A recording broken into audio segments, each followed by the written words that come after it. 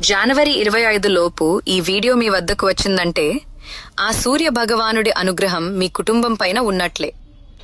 రథసప్తమి ఈసారి ఆ సూర్య భగవానుడికి ఇష్టమైన ఆదివారం రోజున వస్తుంది. అసలు రథసప్తమి అంటే ఏమిటి?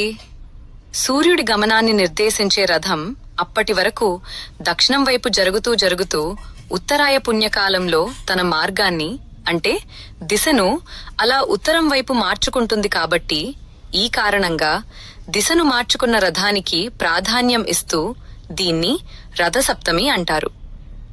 7 గుర్రాలు ఉండే 7 కిరణాల రథం గతి మారుతుంది అన్నమాట. ఈ రథసప్తమి రోజున చేయవలసిన పనులు: సూర్యోదయానికి ముందు అంటే 4:30కి నిద్రలేచి కాలకృత్యాలు తీర్చుకుని స్నానం ఆచరించాలి.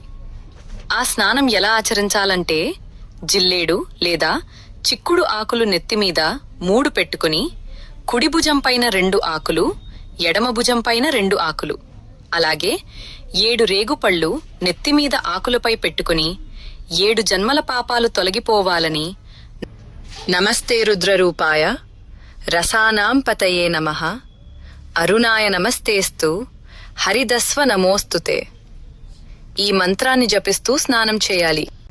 స్నానం చేసిన అనంతరం సూర్యునికి నమస్కారం చేస్తూ సప్త సప్తివః ప్రీత సప్తలోక ప్రదీపన సప్తమి సహితో దేవ గృహానాద్యం దివాకర అని మంత్రాన్ని జపించాలి. అనంతరం విష్ణు అష్టోత్తరం, సూర్య అష్టోత్తరం పారాయణం చేసి ఇంట్లో వండిన పాయసాన్ని చిక్కుడు ఆకులలో పెట్టి సూర్య భగవానుడికి సమర్పించాలి. ఇలా చేస్తే సకల దోషాలు తొలగిపోతాయి.